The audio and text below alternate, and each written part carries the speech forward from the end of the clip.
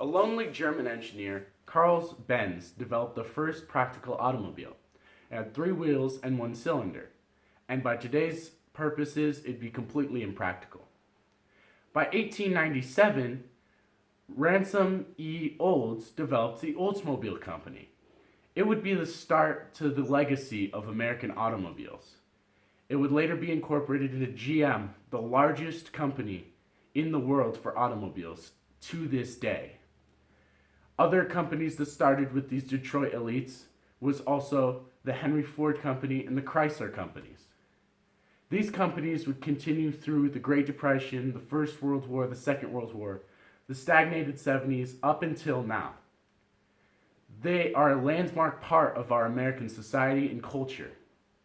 Starting in the 20s, we had the Model T, which made it so everybody in America could own a car. With Henry Ford's assembly line, we were able to continuously make cars for a cheaper price. Now, as time went on, other companies obviously picked up on this idea, and they started making cars for the everyday people. Cadillac started developing the electric starter, which made the crank start obsolete.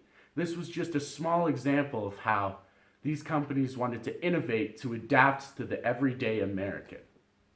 As the Great Depression went around, nobody wanted to buy cars because nobody had money. The businesses suffered drastically. As time went on, World War II came around. When World War II came around, still nobody wanted to buy cars because everybody was fighting in the war. But as everybody was fighting in the war, it gave way for these companies to start developing things like tanks and airplanes to keep themselves afloat.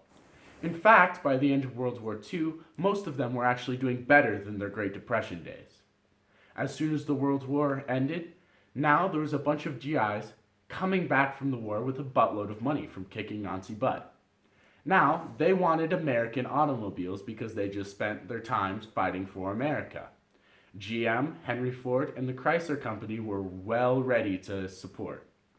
They started developing the most luxurious and beautiful cars they could. This led into the 50s, or the golden age of automotive design. This time is, in car enthusiasts' eyes, one of the most important parts of automotive history because it turned cars into a type of art. These cars are cherished in museums across the country and even across the world because they are an important part of automotive history. As the 60s came along, more companies in Germany and the British Isles also started developing cars. Things like Volkswagen started coming around in more American-friendly models. Things like Mercedes and other companies of the sort also started coming into the picture. But America wanted America strength, and so muscle and pony cars started arising. Mustangs and Camaros started ruling the industry. These beautiful V8 monsters would barrel down the highways at massive speeds, and people wanted these. However, with these crazy speeds also came safety concerns. These concerns sprouted out of the idea that when people got into a crash, there was a 80% mortality rate. Out of this world. However, in the 70s, we started deciding that we needed more safety regulations. With seatbelts and later airbags, we have Ralph Nader and his Unsafe at Every Speed. This book covered how at any speed people could die. Not only high crashes, but slow crashes because of the design of the car.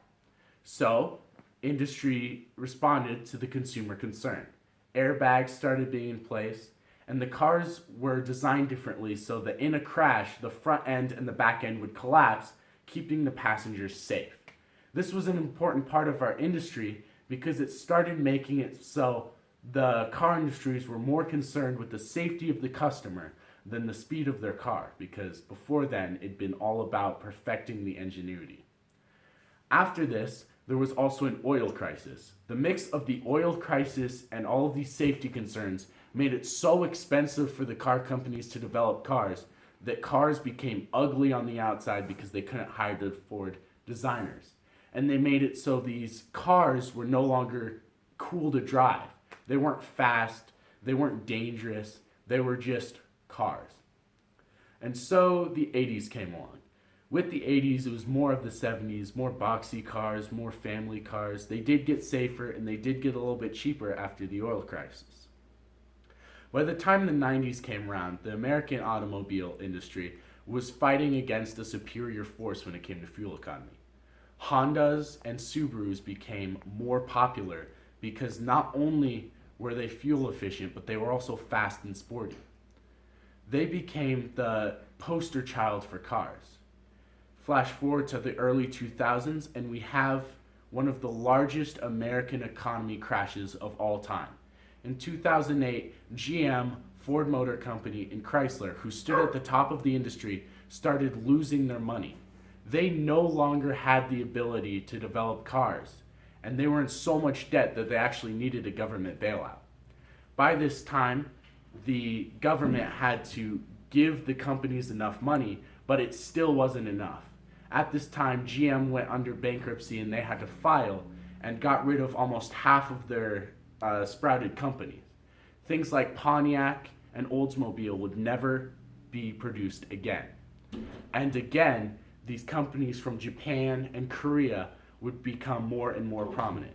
At this time, GM would lose their title of the most profitable car company in the world to Toyota.